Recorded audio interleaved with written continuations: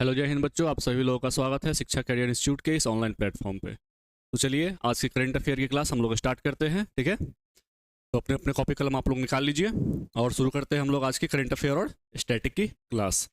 Clear? कुछ लोगों का कहना था कि सर स्टैटिक में और बातें बतलाइए। ठीक है, तो मैं उनको ये कहना चाहता हूँ कि बतलाने को मैं एक टॉपिक से 20 से 25 बातें बतला दूँ। ठीक है, लेकिन वीडियो का लेंथ 1 घंटा कर देने से, ठीक है, फालतू की चीज़ें उसमें डाल देने से, ठीक है, आपका कंटेंट मैं ढेर सारा दे दूँ उसमें, इससे कोई फ़ायदा नहीं है। हमारी ये करंट अफेयर की क्लास है और उससे जुड़े हुए जो स्टैटिक्स होते हैं मैं सिर्फ वही बताता हूँ। ठीक है, इसका कोई फ़ायदा नहीं है कि मैं 1 घंटे की वीडियो डाल दूँ, भर भर ये कंटेंट डाल दूँ, इससे आपका एग्ज़ाम निकल जाएगा। हमेशा एक चीज़ ध्यान रखिएगा कि एग्ज़ाम में क्या पढ़ना है इससे ज़्यादा इंपॉर्टेंट ये होता है कि क्या छोड़ना है। ठीक है, क्या नहीं पढ़ना है ये ज़्यादा इंपॉर्टेंट होता है। हम क्या करते हैं ना, अपने दिमाग में ढेर सारी बातें घुसा लेते हैं, ये भी पढ़ लेते हैं, ये भी पढ़ लेते हैं, ये भी पढ़ लेते हैं, और ये भूल जाते हैं कि हमें एग्ज़ाम के टू द पॉइंट क्या पढ़ना है। तो एक होता है कि आप बहुत ज़्यादा मेहनत कर रहे हो, ठीक है, और एक दूसरा बंदा है जो स्मार्ट वर्क कर रहा है, मेहनत आपसे कम कर रहा है वो, लेकिन स्मार्टली काम कर रहा है। आप 10 घंटे पढ़ के भी आप एग्जाम क्रैक नहीं कर पाते, लेकिन एक दूसरा बंदा है जो 5 से 6 घंटे पढ़ के एग्जाम क्रैक कर ले जाता है।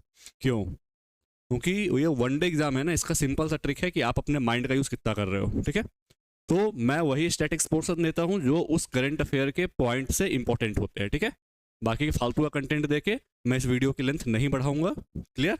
और नहीं आप पे बर्डन डालूंगा कि आप भी तो सोचोगे ना कि कहाँ कहाँ से बातें घुसा रहे हैं भाई, वीडियो को लंबा कर दिया है फालतू का। तो ये सारी चीज़ें इंपॉर्टेंट नहीं है, जो हमारे एग्जाम के पॉइंट ऑफ व्यू से इंपॉर्टेंट है, जो हमारे करंट से इंपॉर्टेंट स्टैटिक पोर्शन होगा, मैं सिर्फ उन्हें कवर करता हुआ चलूंगा। तो चलिए स्टार्ट करते हैं, बहुत बातें हो गई। तो आज का पहला क्वेश्चन है, बेंगलुरु में एशिया का सबसे बड़ा एयर इंडिया शो का उद्घाटन किसने किया है? ठीक है, मैंने आपको पिछले मंथ के करंट अफेयर में बताया था कि एयर इंडिया शो कहाँ होने जा रहा है? बेंगलुरु में। कहाँ होने जा रहा है? बेंगलुरु में आपका एयर इंडिया शो होने जा रहा है। मैंने आपको बताया था पिछले मंथ के करंट अफेयर्स में, है ना, ये बेंगलुरु में आपका एयर इंडिया शो होने जा रहा है। ठीक है,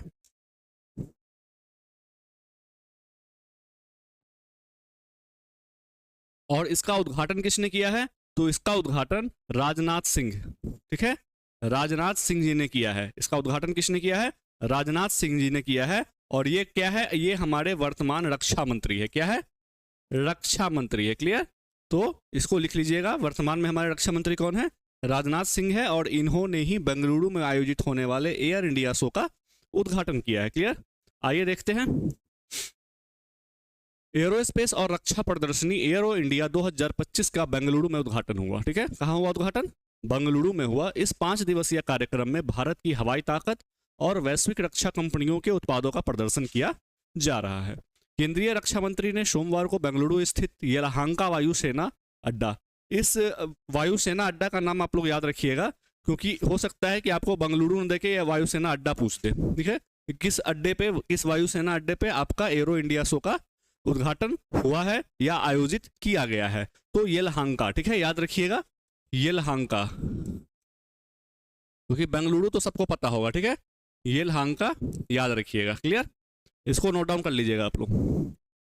तो किसने उद्घाटन किया है? तो हमारे माननीय रक्षा मंत्री श्री राजनाथ सिंह के द्वारा इसका उद्घाटन बेंगलुरु के येलहांका आपका जो हवाई अड्डा है उस पर किया गया है। क्लियर है हमारा करंट अफेयर? आइए कुछ हमारे जो प्रमुख मंत्रालय उनको देख लेते हैं। हमारे गृह मंत्री कौन है? श्री अमित शाह जी हमारे गृह मंत्री है। नितिन जयराम गडकरी जी सड़क एवं परिवहन मंत्री है। कुछ जो इंपॉर्टेंट मंत्रालय है मैं उनको यहाँ पे मेंशन मैंने कर दिया है। स्वास्थ्य एवं परिवार कल्याण मंत्रालय जगत प्रसाद जेपी नड्डा जी है। कृषि एवं किसान कल्याण मंत्रालय शिवराज सिंह चौहान। बीपीएससी में पूछा था ये प्रश्न। ठीक है, इस बार के बीपीएससी में ये प्रश्न पूछा था आपको कि बिहार से एक मंत्री है, वस्त्र मंत्री, ठीक है, गिरिराज सिंह, इनके बारे में पूछ लिया था। तो ये चीज याद रखिएगा, एग्जाम में क्वेश्चंस यहाँ से बनते हैं, इसीलिए मैं बोल रहा हूँ ना आपको कि जो इंपॉर्टेंट है एग्जाम के पॉइंट ऑफ व्यू से मैं आपको बस वही बताता हुआ चलता हूँ। क्लियर? निर्मला सीतारमण वित्त मंत्री है। एस जयशंकर जी विदेश मंत्री है। शिक्षा मंत्री धर्मेश प्रधान है। वस्त्र मंत्री गिरिराज सिंह है। एमएसएमई जीतन राम मांझी और खाद्य प्रसंस्करण चिराग पासवान। तो बिहार से कितने हैं? बिहार से 3 है। ठीक है, बिहार से 3 लोगों को कैबिनेट मिनिस्ट्री दी गई है आपको। ठीक है, एक तो गिरिराज सिंह को, एक जीतन राम मांझी को और एक चिराग पासवान को। क्लियर है? तो इन तीनों का नाम तो पक्का ही याद रखिएगा और इनके कौन से मंत्रालय है याद रखिएगा। बाकी आपको जो प्रमुख मंत्रालय है मैंने वो आपको दे दिए हैं। क्लियर है? आगे बढ़ते हैं। अगला प्रश्न है आर्टिफिशियल इंटेलिजेंस एआई पर 2 दिन का सम्मेलन कहाँ शुरू हुआ है? ठीक है, तो ये सम्मेलन स्टार्ट हुआ है फ्रांस की कैपिटल पेरिस में। ठीक है, फ्रांस की राजधानी पेरिस में ये जो सम्मेलन है एआई पे वो आपका पेरिस में स्टार्ट हुआ है। तो इसका करेक्ट आंसर पेरिस लगा लीजिएगा। आइए इस बारे में देखते हैं क्या क्या बातें हैं। पीएम नरेंद्र मोदी 2 दिन के दौरे पर फ्रांस की राजधानी पेरिस में है। पीएम मोदी फ्रांस के राष्ट्रपति इमैनुअल मैक्रो के साथ एआई समिट पर आज हिस्सा लेने वाले हैं। इस समिट को एआई का महाकुंभ माना जा रहा है। क्यों महाकुंभ माना जा रहा है? क्योंकि इसमें अमेरिका और चीन समेत दुनिया भर के 90 प्रमुख देश भी भाग लेंगे। ठीक है, एआई पर एक बहुत बड़ा समिट हो रहा है क्योंकि एआई आज के समय में बहुत ज्यादा इंपॉर्टेंस दिखा रहा है। साथ में इसके कुछ नुकसान भी हमें देखने को मिल रहे हैं। तो इन नुकसानों को कम कैसे किया जाए, इस ड्रॉबैक्स जो है इसके उसको खत्म कैसे किया जाए, ठीक है, बाकी इसको प्रमोट कैसे किया जाए, ठीक है, इसमें सुधार कैसे लाया जाए, इसकी जन भागीदारी जो है उसको कैसे बढ़ाया जाए, आम लोगों तक इसको पहुंच कैसे आसान किया जाए। तो इन सभी चीजों से लेके आपको ये समिट का आयोजन किया गया है, एआई समिट का, और इसमें अमेरिका चीन सहित 90 देशों ने भाग लिया और हमारे नरेंद्र मोदी प्रधानमंत्री जो है वो भी इसमें भाग लेने के लिए पेरिस गए हैं। साथ में एक चीज और याद रखिएगा, भारत इसकी सह अध्यक्षता कर रहा है। अध्यक्षता तो पेरिस कर रहा है, फ्रांस कर रहा है, पेरिस में आयोजित हो रहा है, लेकिन इसकी सह अध्यक्षता भारत कर रहा है। एक की पॉइंट आप लोग लिख लीजिएगा, सह अध्यक्षता कौन कर रहा है? सह अध्यक्षता आपका भारत कर रहा है। इंडिया इसकी सह अध्यक्षता कर रहा है इस एआई समिट की। क्लियर है? आपका पेरिस फ्रांस का कैपिटल है। ठीक है, कैपिटल किसका है? फ्रांस का कैपिटल है। फ्रांस की करेंसी यूरो है। ठीक है, फ्रांस की करेंसी क्या है? यूरो है। और यहाँ के राष्ट्रपति कौन है? Emmanuel Macron. ठीक है, फ्रांस के राष्ट्रपति कौन है? Emmanuel Macron. Capital Paris, currency euro. Cannes film festival आप लोगों ने नाम सुना होगा। ठीक है, आपका जो फिल्म महोत्सव, एक बहुत बड़ा फिल्म महोत्सव है कांस फिल्म फेस्टिवल, ये आपका कहाँ आयोजित होता है? ये पेरिस में ही, फ्रांस में ही आयोजित होता है, याद रखिएगा। ठीक है, फ्रांस दुनिया का पहला ऐसा देश है जिसने समलैंगिकता को मान्यता दी है। ठीक है, समलैंगिकता को मान्यता देने वाला विश्व का प्रथम देश कौन सा है? फ्रांस है। अब मैं फ्रांस से रिलेटेड आपको 10 पॉइंट और लिखवा दूं इसमें। ठीक है, लेकिन क्या वो हमारे एग्जाम के पॉइंट ऑफ व्यू से इंपॉर्टेंट हो सकता है? नहीं हो सकता है वो ज्योग्राफी के एग्जाम के पॉइंट ऑफ व्यू से। हमारा टॉपिक करंट अफेयर है। ठीक है, तो मैं उन चीजों को लेता हूं जो आपके करंट अफेयर्स से रिलेट करता है, जो स्टैटिक पोर्शन। ठीक है, तो बाकी बढ़ने को तो मैं एक स्लाइड और भर दूं फ्रांस से रिलेटेड, क्या ही फायदा। ठीक है, जब हम ज्योग्राफी पढ़ेंगे तो वहां की नदियां कौन कौन सी है, पहाड़ कौन से है, वो देख लेंगे। तो हर चीज का एक सेक्शन बटा हुआ है जिसे हम वहीं पढ़े तो ज्यादा बेहतर होगा। क्लियर है? तो फ्रांस दुनिया का पहला ऐसा देश है जिसने समलैंगिकता को मान्यता दी है। ये हमारा करंट का टॉपिक से जुड़ा हुआ स्टैटिक पोर्शन है। क्लियर? तो इसको मैंने यहाँ डिस्कस कर दिया। कैपिटल इसकी फ्रांस है, करेंसी इसकी यूरो है, राष्ट्रपति इमैनुअल मैक्रोन है। क्लियर है? अगला प्रश्न है, फरवरी 2025 में भारतीय सेना और भारतीय वायुसेना द्वारा आयोजित संयुक्त हवाई अभ्यास, कौन कौन सी 2 सेना अभ्यास कर रही है? तो एक भारतीय सेना है, थल सेना। ठीक है, एक भारतीय थल सेना है और दूसरी भारतीय वायुसेना है। भारतीय आपकी वायुसेना है। ठीक है, इन दोनों ने मिलकर कौन सा अभ्यास किया है भाई? तो इन दोनों ने मिलकर एक अभ्यास किया है, उसका नाम है विंग्ड रेडर्स। ठीक है, क्या नाम है? विंग्ड, लिख लीजिएगा इसको, विंग्ड रेडर्स। ठीक है, इस अभ्यास का नाम क्या है? Winged readers. क्लियर? तो इन दोनों ने मिलकर एक अभ्यास किया है, इसका नाम है अभ्यास विंग्ड रेडर्स। इसका क्वेश्चन का आपका करेक्ट आंसर मिल गया आपको। आइए इसके बारे में देखते हैं। भारतीय सेना और भारतीय वायुसेना ने विंग्ड रेडर नामक संयुक्त सैन्य अभ्यास को पूर्वी थिएटर में सफलतापूर्वक संपन्न किया। इस रणनीतिक अभ्यास का मुख्य उद्देश्य विशेष हवाई अभियानों को मजबूत करना और दोनों सेनाओं के बीच समन्वय को बढ़ावा देना। ठीक है, अब देखिए कहीं आपदा आती है, ठीक है, चाहे बाढ़ हो, ठीक है, कहीं भूकंप आ जाती है, तो उसमें क्या होता है, थल सेना अलग काम कर रही होती है क्योंकि सिचुएशन इतनी ज़्यादा क्रिटिकल हो जाती है कि नॉर्मल आप पुलिस वगैरह से ये चीज़ संभल नहीं पाती है। एनडीआरएफ बुलाई जाती है। ठीक है, उसके बाद आपको सेना उतारी जाती है। ठीक है, तो उसमें क्या होता है, थल सेना अलग काम कर रही होती है लोगों को रेस्क्यू करने के लिए। ठीक है, खाना पहुंचाने के लिए वायुसेना काम कर रही होती है। तो इन लोगों में आपको कोऑर्डिनेशन बना रहे, ठीक है, इसलिए इन लोगों ने अभ्यास किया है विंग्ड रेडर्स के नाम से, ठीक है, क्योंकि जिस समय ऐसी सिचुएशन आ जाए उस समय हमें दिक्कत ना हो, हमें एक दूसरे को समझने में और काम को आसानी से पूरा करने में, ठीक है। तो इसलिए इस अभ्यास का आपको आयोजन किया गया है। अब आइए देखते हैं हमारे थल सेना प्रमुख कौन है। तो जनरल उपेंद्र द्विवेदी, याद एकदम बहुत इंपॉर्टेंट है आपका, ठीक है ना, आपका बहुत ही इंपॉर्टेंट है, वेरी वेरी इंपॉर्टेंट, इसको लिख ही लीजिएगा और याद कर लीजिएगा। थल सेना प्रमुख कौन है? जनरल उपेंद्र द्विवेदी। वायुसेना प्रमुख आपके अमरप्रीत सिंह जी है, वायुसेना प्रमुख अमरप्रीत सिंह जी है। और नौसेना प्रमुख दिनेश के त्रिपाठी है, ठीक है। नौसेना प्रमुख कौन है? दिनेश के त्रिपाठी। ये तीनों चीज आप लोग मेंशन कर लीजिएगा अपने नोटबुक में। आगे बढ़ते हैं। अगला प्रश्न है IIAS DARPG भारत सम्मेलन 2025 का मेजबान कौन सा शहर है?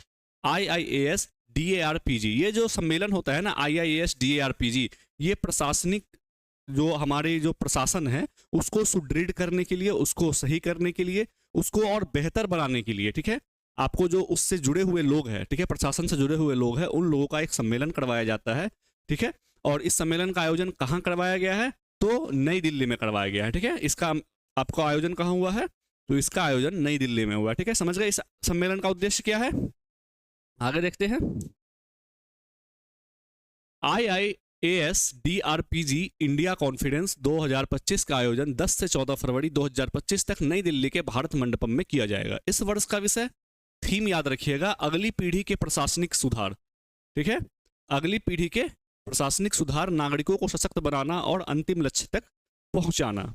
IIAS DRPG इंडिया कॉन्फ्रेंस प्रशासनिक सुधारों के लिए आयोजित होने वाला एक सम्मेलन है। इस कॉन्फ्रेंस में देश और दुनिया के विशेषज्ञ, नीति निर्माता और कारोबारी शामिल होते हैं। इस सम्मेलन से प्रशासनिक सुधारों के लिए एक नया दृष्टिकोण सामने आता है। मैंने आपको बतलाया ना, प्रशासनिक सुधार, ठीक है, उसके डेवलपमेंट के लिए, उसको और कैसे बेहतर बनाया जाए, इस चीज के लिए, इन चीजों में जागरूकता लाने के लिए, इन चीजों में सुधार लाने के लिए इस समिट का आयोजन किया जाता है, इस सम्मेलन का आयोजन किया जाता है, ठीक है। तो हमारे एग्जाम के पॉइंट ऑफ व्यू से सिर्फ और सिर्फ एक चीज इंपॉर्टेंट है, और वो है इस सम्मेलन का आयोजन कहाँ हुआ था? तो नई दिल्ली के भारत मंडपम में इसका आयोजन हुआ है, ठीक है, न्यू दिल्ली में इसका आयोजन हुआ है। इसको आप लोग रट लीजिएगा। अगला प्रश्न है हमारा 2025 चेन्नई ओपन टेनिस पुरुष एकल खिताब, चेन्नई ओपन टेनिस, प्रश्न क्या है? चेन्नई ओपन टेनिस का विनर कौन है? ठीक है, Kyrian Jacquet, Elias Ymer, Dalibor Svrcina, Billy Harris. The correct answer is option number A, Kyrian Jacquet, ठीक है, किडियन जैक्वेट इसके विनर है, ठीक है। कौन है विनर? किडियन जैक्वेट। आइए इसके बारे में देखते हैं। फ्रांस के किडियन जैक्वेट ने फाइनल में स्वीडन के एलियास यमीर को हराकर 2025 चेन्नई ओपन टेनिस प्रतियोगिता का पुरुष एकल खिताब जीता, ठीक है। नाम तो याद रखिएगा ये आप लोग, किडियन जैक्वेट, साथ में ये भी याद रखिएगा ये है कहां से? तो ये है फ्रांस से, ठीक है, ये आप लोग याद रखिएगा, मे भी एग्जाम में पूछा जा सकता है, स्टेटमेंट में ही डाल दे, ठीक है। तो फ्रांस के किडियन जैक्वेट ने आपका क्या जीता है? आपको चेन्नई ओपन टेनिस का 2025 का खिताब जीत लिया है। क्लियर? आयोजन इसका तमिलनाडु में हुआ था। भारत में अभी आपका 2025 में 4 ATP चैलेंजर प्रतियोगिता होगी, ठीक है, 4 ATP चैलेंजर प्रतियोगिता, ठीक है, 4 ATP चैलेंजर प्रतियोगिता होगी, जिसमें से एक संपन्न हो चुका है। ATP का फुल फॉर्म लिख लीजिएगा, association of tennis professionals, association of tennis professionals, ठीक है। ATP का फुल फॉर्म जरूर लिख लीजिएगा, हो सकता है एग्जाम में पूछ दे। ATP का फुल फॉर्म लिख लीजिएगा, ठीक है, association of tennis professionals. Clear? Winner याद रखिएगा, किडियन जैक्वेट फ्रांस से संबंधित है। आगे हैं अगले प्रश्न पे। अभ्यास साइक्लोन 2025 भारत और किस देश के बीच आयोजित किया जाता है? ठीक है, अभ्यास कौन सा एक्सरसाइज है? एक्सरसाइज है आपका साइक्लोन, ठीक है, एक्सरसाइज है साइक्लोन। किन दो देशों के बीच होता है? ठीक है, किन दो देशों के बीच होता है बताइए? ये होता है आपका इंडिया एंड मिस्र, ठीक है, मिस्र, ठीक है, इंडिया एंड मिस्र के बीच ये एक्सरसाइज आयोजित किया जाता है, ठीक है। Option number D is the correct answer. Bharat और मिस्र के बीच अभ्यास साइक्लोन आपको आयोजित किया जाता है। आइए देखते हैं। भारत और मिस्र के बीच संयुक्त युद्धाभ्यास साइक्लोन 2025 महाजन फील्ड फायरिंग रेंज में सोमवार से शुरू हो गया है। ठीक है, तो कहाँ, महाजन फील्ड फायरिंग रेंज में स्टार्ट हुआ है, भारत और मिस्र के बीच आयोजित किया जाता है। संस्करण याद रखिएगा, ये तीसरे नंबर का है। ठीक है, ये तीसरे नंबर का संस्करण है। ठीक है, ये तीसरे नंबर का संस्करण है, मतलब तीसरी बार हो रहा है भारत और मिस्र के बीच ये युद्धाभ्यास। यह अभ्यास साइक्लोन श्रृंखला का तीसरा संस्करण है, जिसमें भारत और मिस्र रक्षा सहयोग में अपनी मजबूत साझेदारी जारी रखेंगे। कुछ अभ्यास देख लेते हैं जो इंपॉर्टेंट है। संप्रति भारत और बांग्लादेश, संप्रति लिखिएगा, भारत और बांग्लादेश के मध्य होता है। क्लियर। मित्र शक्ति भारत और श्रीलंका, मित्र शक्ति भारत और श्रीलंका के मध्य होता है। ठीक है, और एक और है समुद्र शक्ति। ठीक है, उसको भी नोट डाउन कीजिएगा। मित्र शक्ति भारत और श्रीलंका, समुद्र शक्ति भारत और इंडोनेशिया, समुद्र शक्ति भारत और इंडोनेशिया। मैत्री व्यायाम भारत और थाईलैंड, मैत्री व्यायाम भारत और थाईलैंड। वज्र प्रहार भारत और संयुक्त राज्य अमेरिका, वज्र प्रहार भारत और यूएसए, वज्र प्रहार भारत और यूएसए। युद्धाभ्यास भारत और यूएसए, बस इसका नाम ही युद्धाभ्यास है, तो भारत और यूएसए। नोमैडिक एलिफेंट भारत और मंगोलिया, नोमैडिक एलिफेंट भारत और मंगोलिया। गरुड़ शक्ति भारत और इंडोनेशिया, गरुड़ शक्ति भारत एंड इंडोनेशिया। और शक्ति अभ्यास भारत और फ्रांस। कंफ्यूज मत होइएगा, ठीक है, यहां पर लिखा है गरुड़ शक्ति जो भारत और इंडोनेशिया के मध्य होता है, और यहां लिखा है शक्ति अभ्यास जो भारत और फ्रांस के मध्य होता है, तो इसमें कंफ्यूज मत होइएगा। ठीक है, क्लियर है, आगे बढ़े। अगला प्रश्न है हमारा, हाल ही में किस देश के वैज्ञानिकों ने आईवीएफ, आईवीएफ का फुल फॉर्म क्या होता है, इन विट्रो फर्टिलाइजेशन, इसको लिख लीजिएगा, इसका full form in vitro fertilization. ठीक है, कृत्रिम गर्भाधान इसी को कहा जाता है। ठीक है, टेस्ट ट्यूब बेबी।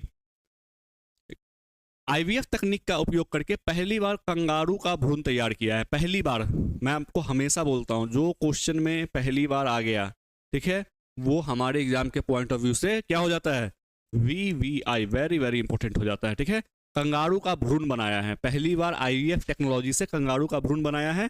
किसने बनाया है, तो वो कंट्री है ऑस्ट्रेलिया। ठीक है, कंट्री कौन सा है, ऑस्ट्रेलिया कंट्री है। चलिए आइए इसके बारे में देखते हैं कुछ चीज। ऑस्ट्रेलियाई शोधकर्ताओं ने इन विट्रो फर्टिलाइजेशन का उपयोग करके पहली बार कंगारू भ्रूण बनाए हैं। ठीक है, Canberra is the capital city of Australia. ठीक है, तो आपको कौन सा कंट्री है जिसने आपको कंगारू का भ्रूण बनाया है, तो वो है आपका ऑस्ट्रेलिया। ठीक है, इसको लिख लीजिएगा, हमारा करेक्ट आंसर इसका ऑस्ट्रेलिया है। ठीक है, कैपिटल क्या है ऑस्ट्रेलिया का, तो कैनबेरा, ऑस्ट्रेलिया कैपिटल लिखिएगा Canberra, Canberra is the capital of Australia. Clear. Australia दुनिया का एकमात्र ऐसा महाद्वीप है जहां कोई एक्टिव ज्वालामुखी नहीं है, बहुत बड़ा आपका फैक्ट हो जाता है ये। ठीक है, आपको यहाँ ज्वालामुखी नहीं है, जिस तरह से आपको यूरोप में एक भी मरुस्थल नहीं मिलेगा। ठीक है, आप यूरोप कॉन्टिनेंट चले जाओ, आपको एक भी मरुस्थल वहां नहीं मिलेगा, उसी प्रकार ऑस्ट्रेलिया महाद्वीप में आपको एक भी सक्रिय ज्वालामुखी नहीं मिलने जा रहे हैं। ठीक है, ऑस्ट्रेलिया का जो ग्रेट बैरियर रीफ है, ये क्वेश्चन पूछा हुआ है, ऑस्ट्रेलिया के ग्रेट बैरियर रीफ से प्रश्न बीपीएससी ने पूछा हुआ है कि ऑस्ट्रेलिया का ग्रेट बैरियर रीफ ऑस्ट्रेलिया महाद्वीप के किस दिशा में है। ठीक है, तो जब आप ऑस्ट्रेलिया का मानचित्र देखोगे ना, जब आप ऑस्ट्रेलिया का मानचित्र देखोगे तो इस वाले रीजन में, ठीक है, आपका उत्तर पूर्वी क्षेत्र जो है, और ऑप्शन दे रखा था उसमें उत्तर पूर्वी, उत्तरी पश्चिमी, दक्षिण पूर्वी, दक्षिणी पश्चिमी, तो आपको पता होना चाहिए कि यहाँ से क्वेश्चन आ चुके हैं। मैंने आपको क्या बोला, मैं वही चीजें मेंशन करता हूँ जो एग्जाम के पॉइंट ऑफ व्यू से इंपॉर्टेंट है या एग्जाम में पूछे जा चुके हैं। ठीक है, तो आपका ग्रेट बैरियर रीफ जो प्रवाल भित्तियों का एक द्वीप है। ठीक है, तो प्रवाल क्या होते हैं, अब मैं इसमें घुस जाऊं तो ये हमारा टॉपिक नहीं है, ये ज्योग्राफी का टॉपिक है। क्लियर। तो जो प्रवाल भित्तियों का द्वीप है, जो कोरल आइलैंड है, वो ऑस्ट्रेलिया के उत्तर पूर्वी क्षेत्र में है। क्लियर। और ये दुनिया का सबसे बड़ा आपका मूंगा का चट्टान है, याद रखिएगा। काकाडू राष्ट्रीय उद्यान, ठीक है, काकाडू राष्ट्रीय उद्यान ऑस्ट्रेलिया का सबसे बड़ा राष्ट्रीय उद्यान है, ऑस्ट्रेलिया का सबसे बड़ा राष्ट्रीय उद्यान, और डैश करके लिखिएगा काकाडू राष्ट्रीय उद्यान। ठीक है, ऑस्ट्रेलिया का सबसे बड़ा राष्ट्रीय उद्यान काकाडू राष्ट्रीय उद्यान। आगे बढ़ते हैं। हाल ही में 10 फरवरी को पूरे विश्व में कौन सा दिवस मनाया गया? ठीक है, कौन सा दिवस? तो विश्व दलहन दिवस। कब मनाते हैं विश्व दलहन दिवस? तो 10 फरवरी को मनाते हैं। 10 फरवरी को हम लोग विश्व दलहन दिवस मनाते हैं। ठीक है, इसको याद रख लीजिएगा, विश्व दलहन दिवस 10 फरवरी को मनाते हैं। विश्व दलहन दिवस प्रत्येक वर्ष 10 फरवरी को मनाया जाता है ताकि दलहन के सतत और पोषक खाद्य स्रोत के रूप में महत्व को वैश्विक स्तर पर उजागर किया जा सके। दाल प्रोटीन का बहुत बड़ा सोर्स है। दाल प्रोटीन का क्या है? बहुत बड़ा सोर्स है। 2016 के अंतर्राष्ट्रीय दलहन वर्ष की सफलता को देखते हुए इसे वार्षिक रूप से मनाने की मांग बढ़ी और 2019 में संयुक्त राष्ट्र महासभा ने स्वीकार कर 10 फरवरी को विश्व दलहन दिवस रूप में घोषित किया। 2016 में पता है, जैसे हम लोग हर वर्ष को, जैसे 2024 का वर्ष घोषित किया गया था यूएन की तरफ से कैमेलियन, ठीक है, कैमेलियन आपका वर्ष था, उसी तरह 2016 को ना दलहन, आपको दलहन वर्ष घोषित किया गया था। 2016 को अंतर्राष्ट्रीय दलहन वर्ष घोषित किया गया था और इस चीज की सफलता को देखते हुए ना 2019 में आपको यह घोषित कर दिया गया कि 10 फरवरी को प्रत्येक वर्ष विश्व दलहन दिवस मनाया जाएगा। ठीक है, थीम याद रखिएगा इसकी, बहुत इंपॉर्टेंट है, bringing diversity to agri food system. Bringing diversity, इसको लिखिए, bringing diversity to agri food system इस बार की थीम है। एग्जाम में इस जो दिवस वगैरह होते हैं ना, इससे दो ही चीज इंपॉर्टेंट होते हैं, एक तो इसकी तारीख क्या है और दूसरा इसका थीम क्या है। ठीक है, उससे संबंधित यदि कोई सम्मेलन है तो उस सम्मेलन हुआ कहाँ था, ये तीन चीज आपका इंपॉर्टेंट हो जाता है। तो विश्व दलहन दिवस आपको 10 फरवरी को मनाई जाती है और इसकी थीम क्या है? Bringing diversity to agri food systems. Clear? Bharat विश्व भर में दालों का सबसे बड़ा उत्पादक, उपभोक्ता और आयातक सब कुछ है। ठीक है, भारत सबसे ज्यादा उत्पादन भी करता है, सबसे ज्यादा उपभोग भी करता है, मतलब सबसे ज्यादा यूज भी करता है और सबसे ज्यादा आयात भी करता है। ठीक है, तो भारत दाल के मामले में हम लोग दाल का इंटेक बहुत ज्यादा करते हैं। ठीक है, तो भारत क्या है? दालों का सबसे बड़ा उत्पादक है, उपभोक्ता है और साथ में आयातक भी है, सबसे ज्यादा हम लोग खरीदते भी हैं। ठीक है, और शीर्ष 5 दाल उत्पादक राज्य यदि देखें तो टॉप पे मध्य प्रदेश है, सेकंड पे महाराष्ट्र है, थर्ड पे राजस्थान है। टॉप याद रख लीजिएगा, टॉप पे कौन है? टॉप पे एमपी है, सेकंड पे महाराष्ट्र है और थर्ड पे आपका राजस्थान है। टॉप 3 याद रख सकते हैं, एग्जाम में पूछे जा सकते हैं। तो सिर्फ दाल उत्पादक राज्य कौन से हैं? एमपी है, महाराष्ट्र है और राजस्थान है। हम लोग सबसे बड़े उपभोक्ता भी है, सबसे ज्यादा हम लोग उत्पादन भी करते हैं और सबसे ज्यादा हम लोग इसको आयात भी करते हैं। ठीक है, विश्व दलहन दिवस 10 फरवरी को मनाया जाता है। तो इसी के साथ हम लोग अपने आज के करंट अफेयर की क्लास को यहीं पे समाप्त करते हैं। मिलते हैं कल एक नए क्लास के साथ, एक नए लेक्चर के साथ। तब तक के लिए अपनी पढ़ाई करते रहिए। धन्यवाद।